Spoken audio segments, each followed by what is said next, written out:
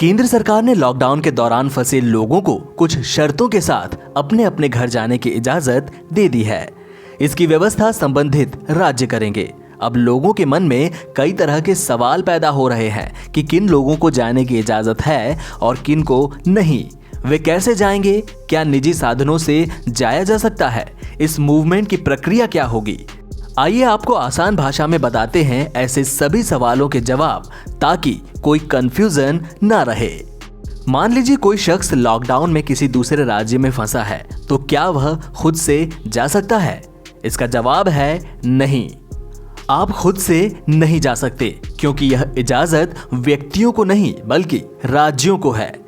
फंसे हुए लोगों को भेजने या लाने की जिम्मेदारी संबंधित राज्यों की ही है और इसके लिए उन्हें कुछ प्रोटोकॉल्स के पालन करने होंगे।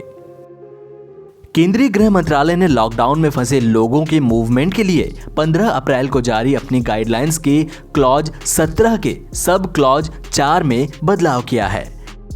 इसमें स्पष्ट तौर पर यह कहा गया है कि लॉकडाउन के दौरान प्रवासी मजदूर, तीर्थयात्री, टूरिस्ट, स्टूडेंट्स और दूसरे लोग जगह जगह फंसे हुए हैं, उनके मूवमेंट को कुछ शर्तों के साथ इजाजत दी गई है। लोग जिन राज्यों में फंसे हुए हैं और वे मूल रूप से जिन राज्यों के हैं, उन दोनों ही राज्यों को इनके मूवमेंट के लिए एक दूसरे से चर्चा करनी होगी।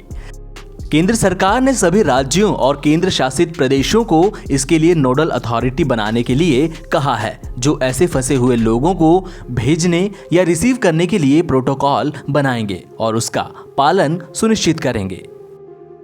इन बसों को यात्रा से पहले सैनिटाइज किया जाएगा और लोगों को बैठाते वक्त सोशल डिस्टेंसिंग का खास ख्याल रखा जाएगा।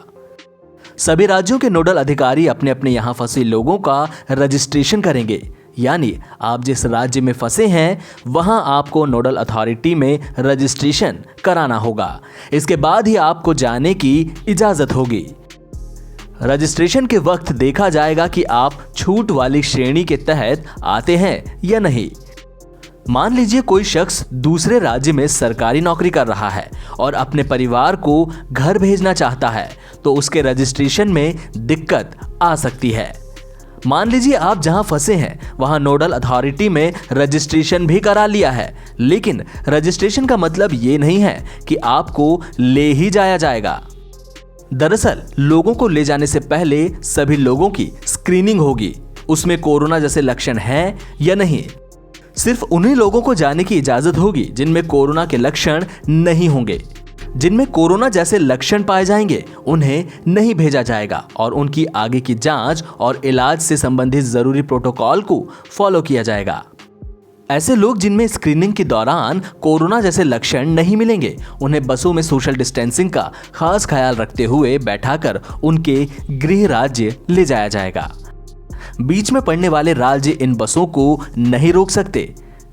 डेस्टिनेशन पर उतरने के बाद लोगों की फिर से स्क्रीनिंग होगी। जरूरत पड़ने पर कुछ लोगों को क्वारंटाइन या आइसोलेशन सेंटर ले जाया जाएगा, जहां उनके स्वास्थ्य की निगरानी की जाएगी।